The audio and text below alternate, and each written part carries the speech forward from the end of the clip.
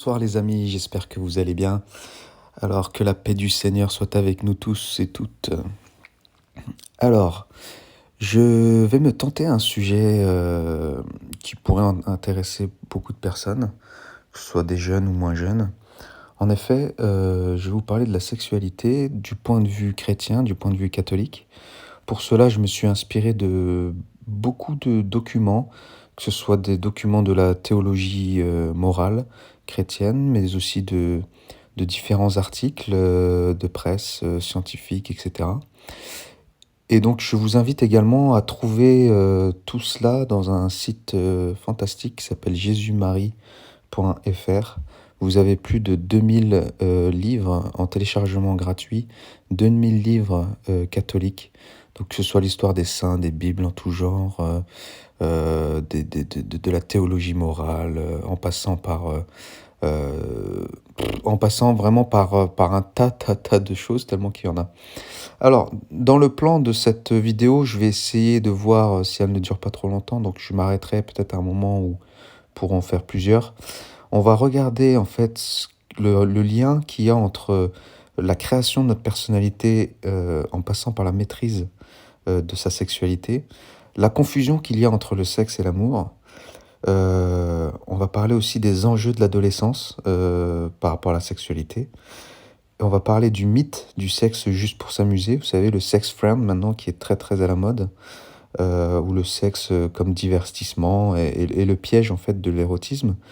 Toutes ces fausses en fait croyances, toutes ces fausses choses qui sont transmises parfois même par des, euh, par des organes scientifiques qui en fait déploient des croyances fausses comme quoi il y a un homme ou une femme qui ne se donne pas du plaisir sexuel ne peut pas être heureux. Alors, commençons par le chapitre qui parle de la personnalité en maîtrisant sa sexualité. Alors, ce qu'il faut savoir, c'est que la pulsion sexuelle ne peut pas se passer d'éducation. Lorsqu'elle n'est pas guidée, elle risque de se développer dans des comportements régressifs et obsessionnels. Donc c'est à chacun en fait d'acquérir la maîtrise de sa sexualité pour en faire une dimension créatrice de sa personnalité. Donc là, à ce niveau-là, c'est aux parents et à la société d'aider les jeunes à faire cet apprentissage. Alors c'est de moins en moins évident, hein, on a de moins en moins le contrôle sur les enfants et de moins en moins le contrôle sur ce qu'ils peuvent voir à l'extérieur, notamment sur Internet, etc. Parlons ensuite de la confusion entre le sexe et l'amour. Alors, penser que la sexualité est automatiquement une expression de paix et d'amour est d'une grande naïveté et la source d'une dangereuse confusion. Alors, selon le psychiatre américain Eric Fromm, donc dans son livre L'art d'aimer, euh, il dit que le désir sexuel peut être stimulé par plusieurs choses. La première chose, le désir sexuel peut être stimulé par l'angoisse de la solitude. Beaucoup s'adonnent à de la sexualité obsessionnelle lorsqu'ils sont seuls et angoissés. Ça peut être stimulé également par l'espoir de conquérir ou d'être conquis, également par la vanité, par le souhait de blesser et même de détruire quelqu'un. Donc, et ça peut être aussi stimulé, bien sûr, euh, par amour. Donc il semble que toute émotion forte, l'amour n'en étant qu'une parmi d'autres, est le privilège en fait de stimuler le désir sexuel et de se l'incorporer. Parce que la plupart des gens en fait associent en esprit le désir sexuel et l'idée de l'amour. Il en arrive facilement à la conclusion erronée qu'ils sont mutuellement amoureux lorsqu'ils se désirent physiquement. Alors ça c'est bien évidemment totalement faux. On le voit bien hein, que la stimulation du désir sexuel peut être aussi destructrice. Ça peut être aussi une envie destructrice. On voit bien les violeurs, les psychopathes en tout genre, les pédophiles, etc. On voit bien que ce n'est pas le sentiment amoureux ou l'amour qui stimule leurs actes. Alors, la sexualité peut enrichir profondément l'amour qui est entre deux époux, mais livrée à elle-même, sans contrôle de l'intelligence, elle peut devenir la pire des violences. Donc, comme je le disais tout à l'heure, la sexualité peut devenir aussi la pire des violences, pire même que la violence physique, puisqu'elle s'attaque à l'âme de l'être humain.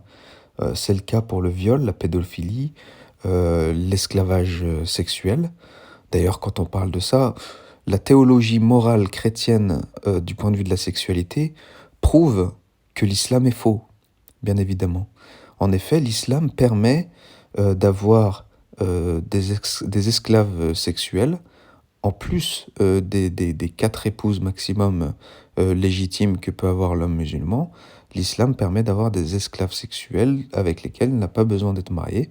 Ce fut le cas du faux prophète Mohammed, qui avait des dizaines d'esclaves sexuels, dont il se vante d'ailleurs de les satisfaire toutes le même soir. Donc on voit bien là l'illusion et la fausse idée de croire que le sexe peut être est seulement animé par l'amour ou quelque chose de grand, de beau. La pornographie aussi utilise abondamment cette part trouble et violente de la pulsion sexuelle non maîtrisée. En France, environ 1 femme sur 20 déclare avoir été victime de rapports sous la contrainte, et ce dans 67% des cas avant 15 ans. Donc ça, on peut retirer ça du livre qui s'appelle « Les comportements sexuels en France ». Même dans certains couples mariés, la sexualité incontrôlée est vécue comme une agression. Donc c'est pour dire. Alors là-dessus, les enjeux de l'adolescence sont vraiment importants parce que la sexualité ne devient véritablement un acte d'amour que lorsque l'individu a appris à aimer avant de s'engager dans des relations sexuelles. C'est pendant l'adolescence d'ailleurs que l'on acquiert cette maturité du cœur par le contrôle de soi et les relations désintéressées. Lorsqu'elle est déchaînée trop tôt, la sexualité de l'adolescence, si valorisée actuellement, est essentiellement narcissique et non pas relationnelle. Donc, comme le précise le professeur Henri Joyeux, les relations sexuelles précoces ne sont en réalité que de la masturbation entre garçons et filles, puisque chacun cherche surtout son propre plaisir. Un autre témoignage, celui du docteur Suzanne Kepes, qui écrit à ce sujet. Chez les adolescents et les adolescentes, il y a un besoin profond d'affirmer la virilité ou la féminité, et ils ne savent pas encore l'établir sur des bases d'amour. Enlevons donc le rapport de l'argent à l'argent. Le processus psychologique est le même que dans la prostitution. C'est l'affirmation de son pouvoir et de son identité, au besoin sans amour, voire dans le mépris, même s'il y a ensuite remords et culpabilité. Donc en fait, flatter les adolescents en leur faisant croire que leur désir sexuel constitue de l'amour, c'est un leurre très dangereux pour leur propre maturité. C'est aussi les détourner des types de relations qui favorisent la maturation de leur caractère, à savoir l'amitié véritable, l'esprit d'équipe, le respect d'autrui. On peut bien voir là que des couples adolescents peuvent se renfermer, on l'a peut-être même tous un peu vécu à un moment donné de notre vie, peuvent se renfermer dans leur bulle en ayant l'illusion de croire qu'ils vivent le grand amour à 15 ans, 16 ans, et se renferment un peu dans ces actes non maîtrisés, et voire même en s'en glorifiant finalement. Donc on voit bien là qu'il y a un véritable problème et les dégâts en fait dans la société sont énormes parce que cette confusion pousse en fait à enchaîner par la suite les relations, à rechercher le plaisir infiniment sans véritablement finir par le trouver. Donc en fait, l'amitié au sens propre du terme, la vraie amitié développe quant à elle le sens moral car elle exige l'honnêteté. Pour avoir un ami longtemps, il faut être honnête avec lui. Ça exige aussi la loyauté et le don désintéressé. Donc l'amitié, lorsqu'on est jeune, est un vrai facteur de développement personnel. La passion amoureuse précoce, au contraire, exacerbe l'égoïsme, l'hypocrisie, parce qu'il y a le jeu forcément de la séduction, et développe chez l'adolescent un faux moi plutôt qu'une identité authentique. Alors, un autre sujet qui est d'actualité dans nos sociétés modernes, c'est le mythe du sexe juste pour s'amuser, le sexe comme divertissement, et bien sûr le piège de l'érotisme. Là, je vous cite un article d'un journal qui dit « Nous sommes pour un sexe rigolo, un sexe qui soit un moyen de communication sympa, un peu comme la bouffe », déclarait une productrice de télévision. Donc, après le mythe naïf du sex is love, voici le mythe cynique du sex is fun, sécrété par les marchands de sexe en tout genre. Donc, selon ce mythe, la sexualité n'est qu'un simple divertissement. Elle doit surtout être abondante, diversifiée Et avec les conseils radiodiffusés des experts en sexologie, elle doit être aussi efficace. En plus, elle est bon marché grâce aux préservatifs tarifs jeunes. Donc ce qu'il faut savoir, c'est qu'il n'existe pas une seule activité sexuelle, même purement mentale, qui n'influence durablement notre affectivité et notre aptitude à aimer. Donc cette conception est basée sur une grave méconnaissance de la sexualité humaine. Celle-ci ne concerne pas seulement le corps, mais toutes les dimensions du psychisme. Il n'existe pas une seule activité sexuelle, même purement mentale, qui n'influence durablement notre affectivité ou bien notre aptitude à aimer. Donc finalement, il y a un vrai lien entre sexe et développement de la personne et de la personnalité.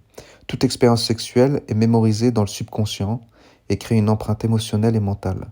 Lorsque la sexualité est vécue dans le cadre d'un amour véritable, fondé sur l'engagement total de la personne, cette mémoire rapproche les époux. Et par contre, lorsque la sexualité est vécue avec des motivations purement égoïstes, infantiles, elle a tendance à figer le développement de la personne.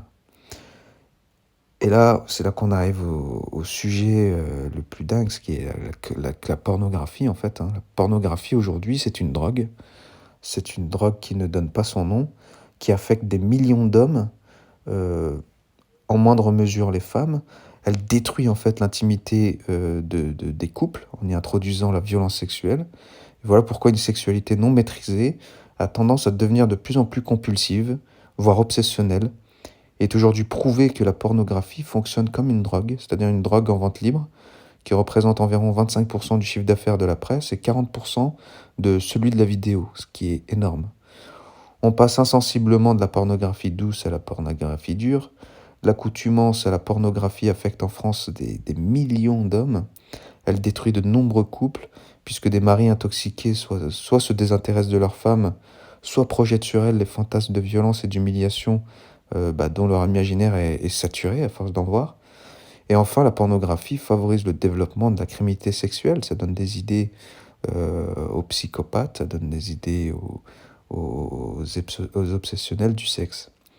Les policiers le savent et en conséquence, en fait, quand ils découvrent un stock de matériel pornographique au domicile d'un délinquant sexuel présumé, lors d'une perquisition par exemple, ce matériel est considéré comme une pièce à conviction et est mis sous scellé. Donc ça veut bien dire qu'il y a un lien entre la pornographie et la capacité pour des hommes à devenir violents sexuellement.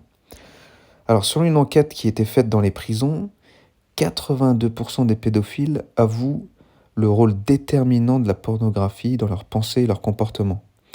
Donc, dans 40% des crimes sexuels, le criminel avoue avoir utilisé du matériel pornographique juste avant de passer à l'acte. Donc, dans notre société hyper érotisée, les images sexuelles omniprésentes n'influencent pas que des criminels potentiels, elles nous atteignent tous, et spécialement les enfants et les jeunes qui sont très sensibles à leur âge.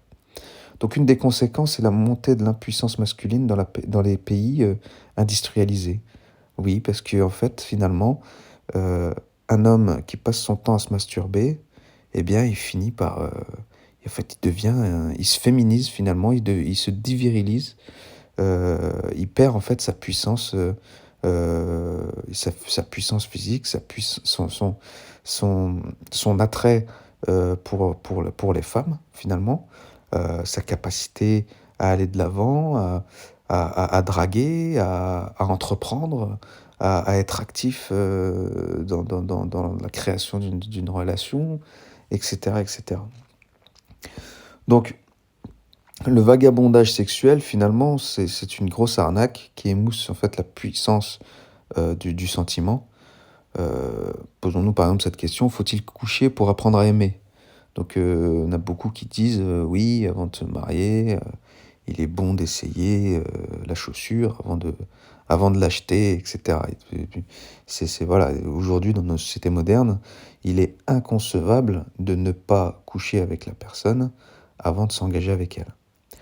Donc ça, c'est le mythe aussi de l'expérience sexuelle. À partir de conceptions matérialistes, certains pensent qu'une expérience amoureuse et sexuelle abondante est le meilleur moyen d'apprendre à aimer. Et selon cette logique, plus je fais l'amour et plus je le fais avec des partenaires différents, mieux je sais le faire. Donc ça, c'est la philosophie principale de nombreuses publications pour jeunes, comme l'hebdomadaire 20 ans par exemple. Plus une personne a eu de partenaires sexuels, plus sa mémoire affective est chargée de souvenirs qui l'empêchent de s'investir totalement dans une relation amoureuse véritable et exclusive. Bien sûr, c'est normal. À force de goûter à droite à gauche, finalement, on finit par devenir de plus en plus exigeant, à comparer, à être frustré et à ne plus vraiment s'investir comme il se doit ou à se figer dans une relation fidèle et durable. Donc en réalité, le séducteur ou la séductrice sont généralement des personnes qui se sentent incapables d'aimer et qui compensent leur vide affectif par un besoin de dominer ou même de blesser. De plus, le vagabondage sexuel émousse la puissance du sentiment à cause du pouvoir de mémorisation des émotions sexuelles. Eh bien, c'est ce qu'on disait tout à l'heure, les souvenirs des expériences sexuelles passées interfèrent en fait avec les expériences présentes et futures. Donc parfois sous la forme d'images et d'autres fois sous forme de sensations très nettes pendant le coït. Donc malheureusement, ce phénomène, eh bien, il détruit l'intimité des partenaires.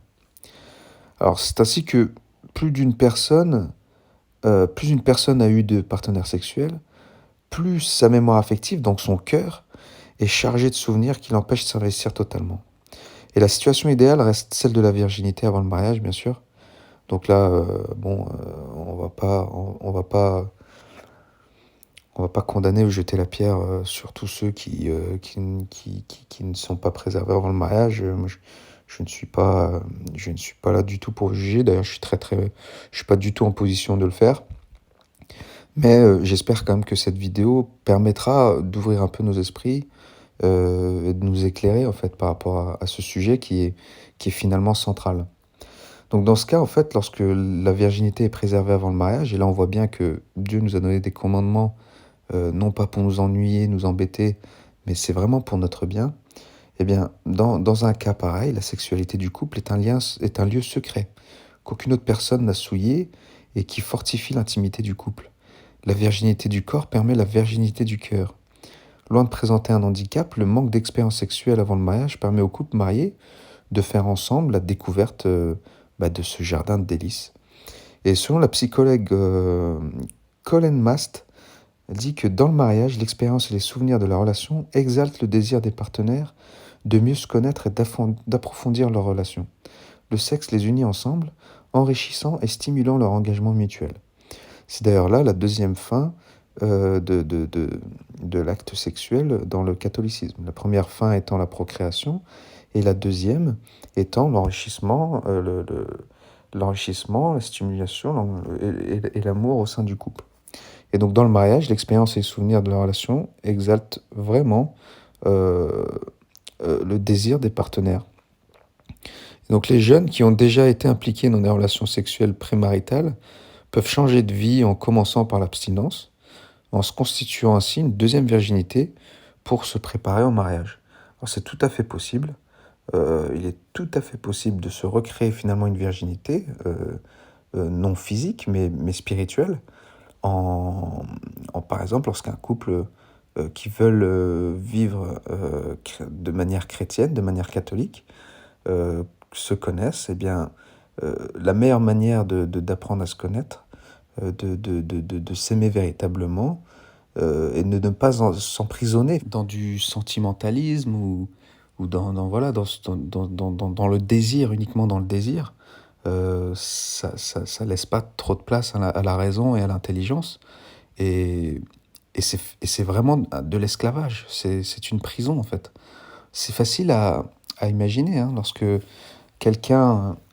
rencontrez un homme ou une femme et que l'autre vous déballe tout de suite tous ses bons sentiments, son amour éperdument envers vous, etc.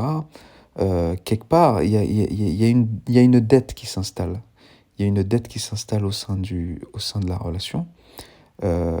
Ça emprisonne l'autre qui reçoit ça de manière assez subie. Et puis, il y a comme, il se sent après comme redevable, prisonnier de cette charge émotionnelle qui est donnée par l'autre. Donc il est vraiment important et pas du tout méchant ou je ne sais quoi, de mettre une barrière en fait au sentimentalisme, à cette espèce de niaiserie qui nous emprisonne lorsque l'on rencontre quelqu'un. euh, pour rester totalement objectif et être sûr en fait de notre décision, encore faut-il avoir des intentions propres et sérieuses, eh bien il faut mettre de côté toute forme de sentimentalisme, euh, à savoir reçu ou même donné, c'est-à-dire se forcer soi-même à ne pas s'emballer trop vite et à ne pas laisser l'autre s'emballer trop vite non plus, afin que la raison puisse être au milieu et ainsi guider naturellement vers des décisions qui soient prises la tête froide. Donc l'épanouissement ne vient pas du fait de laisser aller librement notre sexualité comme les animaux. Nous avons besoin d'amour pour être heureux. Donc avec le triomphe du matérialisme, on a cru que la sexualité humaine, comme la sexualité animale, allait de soi, qu'il suffisait de la laisser librement s'exprimer pour qu'elle s'épanouisse normalement, et que les interdits culturels, en la réprimant, étaient responsables de toutes les perversions. C'est-à-dire que, voilà, vous dites, lorsque vous frustrez quelqu'un, c'est comme ça qu'il devient un pervers. Or, la philosophie naturaliste également, qui réduit l'homme à un animal, a permis à des sexologues comme Alfred Kinsey d'acquérir une réputation usurpée d'expert en sexualité humaine. Donc, animal raisonnable, pas que animal. En réalité, il existe un monde entre la sexualité animale et il y a un monde et la sexualité humaine. Donc la sexualité animale est réglée très précisément selon le cycle des saisons et dirigée exclusivement vers la reproduction. La plupart des animaux ne copulent qu'une ou deux fois dans l'année, de manière très brève, et les femelles ne sont plus réceptives dès qu'elles sont fécondées. La sexualité humaine, quant à elle, comporte une vaste dimension mentale qui en détermine l'orientation.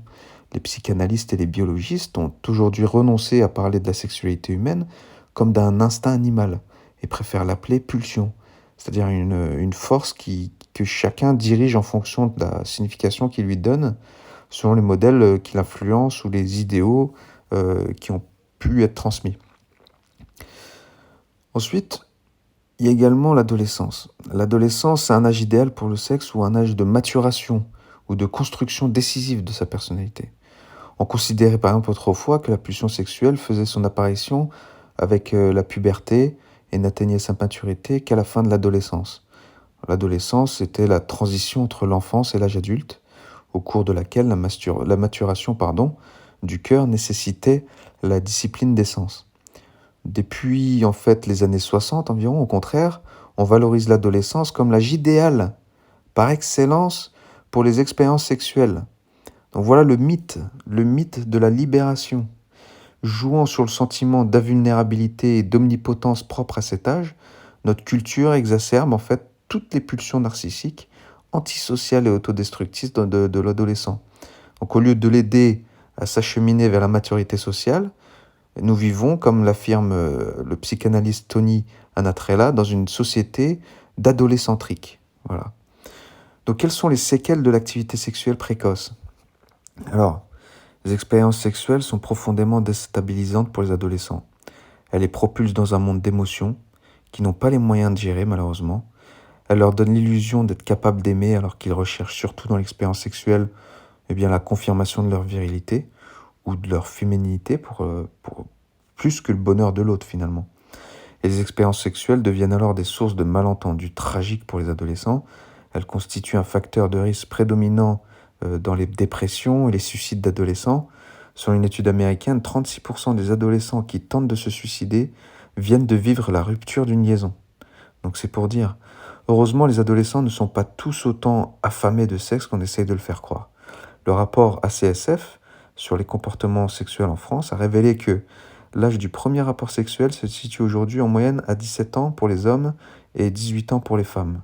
Bon, ce rapport date de plusieurs années, donc je pense vraiment que cette moyenne a diminué. Et beaucoup d'adolescents n'ont d'ailleurs leurs premières expériences sexuelles que sous l'influence de la pression ambiante par peur d'être anormaux. Pression sociale, la peur d'être encore vierge après 16 ans, ou pire encore, 60% des filles qui ont un rapport avant 15 ans qui ont eu un rapport avant 15 ans, et 74% de celles qui l'ont eu avant 14 ans y ont été poussées par la menace ou la force. Donc soit par un adulte, soit par un adolescent plus âgé.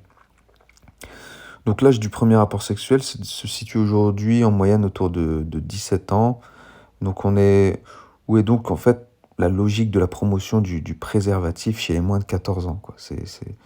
On leur met ça dans la tête au plus jeune âge. Moi, je me rappelle au collège, on nous avait fait une démonstration du préservatif. On devait avoir 13-14 ans. On avait à peine du poil au menton qu'on nous montrait ça en classe. On savait plus où se mettre.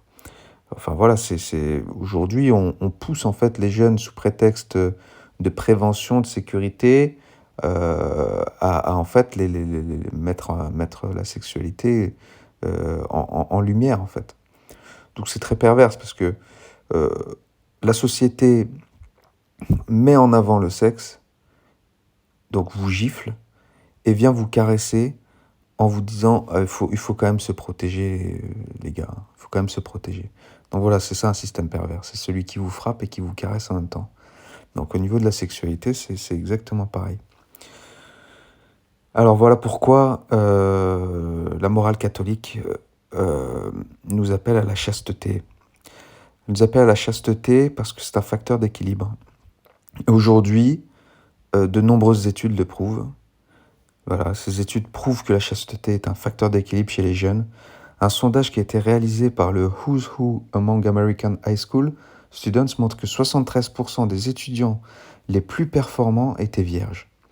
Une autre étude indique que les adolescents vierges ont 6 fois moins de risques de suicide, 18 fois moins de risques de fugue, 10 fois moins de risques de consommer de la marijuana et 5 fois moins de risques d'expulsion de l'école que les adolescents non vierges. Bon bah voilà.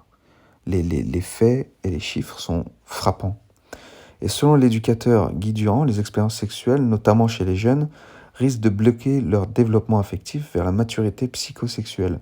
En effet, en s'habituant à vivre la sexualité au simple niveau du plaisir, on se rend progressivement capable de la vivre, même plus tard, comme langage et comme engagement. Donc les désirs sexuels ont tendance à se cristalliser au stade des premières expériences. C'est la raison pour laquelle un enfant victime d'abus sexuels perpétuera une fois adulte les réactions infantiles liées à cette expérience. Souvent, mais pas toujours, il deviendra lui-même un parent abusif. Alors, que peut-on dire en fait de la masturbation maintenant ? La masturbation, c'est également un grand sujet. Tous les adolescents ne se masturbent pas, ni tous les adultes. Ceux qui ne l'ont jamais fait ou ceux qui ont décidé avec succès d'arrêter sont souvent plus équilibrés psychologiquement que la moyenne. Ils ont été avertis, informés par leurs parents et ils n'ont donc rien découvert par les copains ou par la pornographie. Ils reçoivent de leurs proches plus d'amour et de compréhension que la moyenne d'ailleurs en général. Et dernière caractéristique, ils se cachent car ils savent par expérience que le succès dans cette matière implique une prudence rusée qui détecte des dangers à 1000 mètres. Donc qui possède chastement et paisiblement son corps n'a pas envie ni besoin de se vanter de toutes les façons et il ne serait pas cru. Donc en fait, la masturbation fait facilement vivre la sexualité de manière narcissique et compulsive. Elle génère une culpabilité inconsciente qui n'a rien à voir avec l'interdit religieux, car en dehors de toute faute morale vis-à-vis de l'Évangile, il n'est pas une activité gratifiante, ni même valorisante. Il n'y a rien de bon, ni de rien il n'y a aucune élévation en ça. Donc il est toujours surprenant d'ailleurs de constater combien, même chez les non-chrétiens, chez les païens en général, combien même eux en sont gênés, alors que selon eux, il n'y aurait pas plus de mal que de cracher par terre sa salice ou de se couper les ongles, qui s'y livrent de manière habituelle à toutes les chances de perpétuer cette habitude jusqu'à l'âge adulte. Donc, ne croyez pas que le mariage supprime la pratique de la masturbation. L'expérience, en fait, prouve le contraire. Le mari ou la femme ne sont pas disposés à faire l'amour à chaque fois ou au même moment que la tentation de la masturbation se présente. La régulation naturelle des naissances impose chaque mois de ne pas pouvoir faire l'amour si l'envie s'en fait sentir. Et en général, le mariage n'est pas une ambulance, ni un moyen magique de guérir ses travers sexuels, et faire l'amour à son conjoint n'est pas le remède universel finalement. Donc la masturbation exacerbe des fantasmes euh, qui ne correspondent pas à la réalité des rapports sexuels en couple, et des fantasmes qui détruisent la vocation relationnelle du sexe. Et c'est pendant encore l'adolescence que la bataille contre la masturbation peut être gagnée le plus facilement. À tout âge, à 16, on va dire cette lutte intérieure peut être gagnée par la compréhension intelligente de l'enseignement du Christ, de notre sainte religion, par la confession, le fait de pouvoir se confesser par rapport à ça nous permet également donc de tomber, de se relever, d'essayer toujours d'être de meilleur au fur et à mesure du temps. Bien évidemment, il y a la fuite des occasions, c'est-à-dire les situations et personnes avec lesquelles on sait par expérience que l'on a des chances de se masturber ou d'avoir envie de le faire. La prière, bien évidemment, et le jeûne. Pour ne plus être dirigé par son bas-ventre, il faut prendre le contrôle de son ventre. Donc jeûner, donc c'est limiter sa nourriture ou choisir des aliments qui offrent moins de plaisir, non par amour de la souffrance, mais par amour de la maîtrise de soi. Le plus puissant est le jeûne au pain et à l'eau, le jeûne qui soulève les montagnes. Donc à la puberté, l'éveil de la sexualité ne signifie pas sa maturité, il signifie plutôt que le début d'un processus de croissance au cours duquel l'adolescent doit parvenir à maîtriser les désirs de son corps en les intégrant dans un projet d'amour véritable et durable. Donc voilà mes chers amis, je m'arrête là, je continuerai cette vidéo parce qu'il y a énormément de choses à dire, notamment sur l'imposture de l'éducation sexuelle à l'école, sur le sentiment amoureux et l'aptitude à se donner, les deux dimensions de l'amour conjugal, la différence entre la passion et l'engagement, la dimension sociale de la relation conjugale par le mariage. Donc on va rentrer un petit peu dans tous ces détails. Voilà, j'espère que cette vidéo vous aura plu, que le Seigneur nous permette de pouvoir nous maîtriser, de vivre chastement, afin de plaire à Dieu, afin de nous-mêmes se sentir bien, être heureux. Veuillez prier pour moi, mes chers abonnés, chers auditeurs, afin que Dieu me pardonne mes péchés, afin que Dieu me préserve, afin que Dieu puisse m'aider à vivre chastement, moi, mais ainsi que vous tous ceux qui cherchent de l'aide, demandons-la à Dieu, afin qu'on puisse continuer notre chemin vers la sainteté, notamment sur ce sujet crucial qui est la sexualité. À très très très bientôt mes amis, soyez bénis, au revoir.